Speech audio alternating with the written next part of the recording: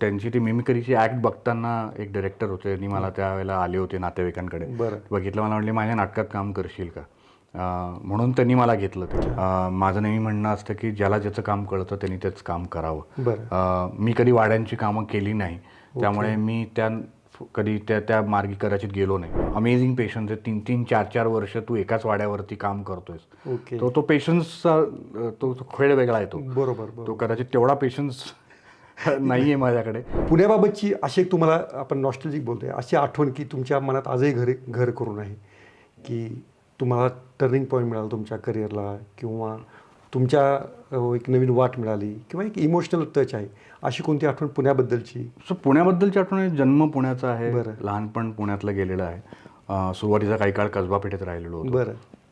आणि त्याच्यानंतर निलायम थिएटरच्या इथे राहायचो.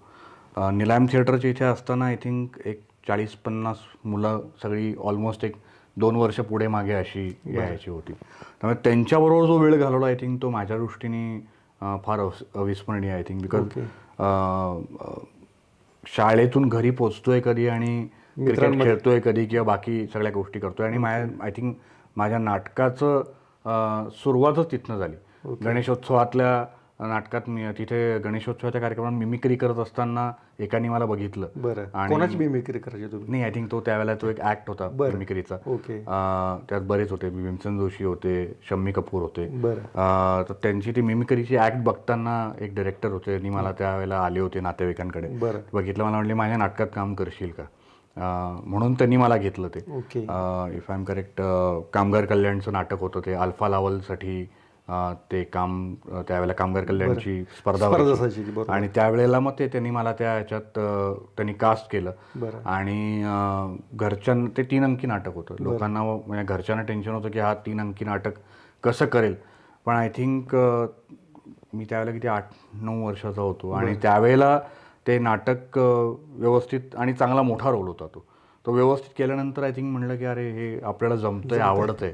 मग तिथून ते पाठोपाठ एक ती सुरू झालं. तुम्ही कसबा पेठेत राहत होता.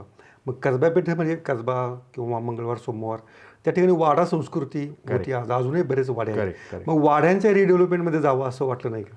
तो पिंड वेगळा आहे. स्पष्ट सांगायचं झालं तर इथे आपण जेव्हा सोसायटी रिडेव्हलप करतो त्यावेळेला बरेच वेळेला आपण डायरेक्ट फ्लॅट ओनरशी आपण डिस्कशन करत असतो. आणि वाड्यांमध्ये बऱ्याच ठिकाणी भाडे करू हा एक विषय आहे. माझं नेहमी म्हणणं असतं की ज्याला ज्याचं काम कळतं त्यांनी तेच काम करावं. मी कधी वाड्यांची कामं केली नाही, त्यामुळे मी कधी त्या मार्गी कदाचित गेलो नाही.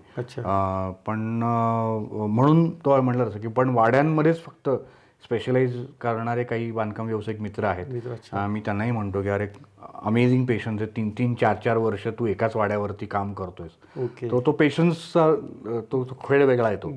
तो कदाचित तेवढा पेशन्स नाही आहे माझ्याकडे, म्हणून मी कदाचित. आणि हे म्हणलं तसं की हे ॲक्सिडेंटली झालं रिडेव्हलपमेंट सुद्धा.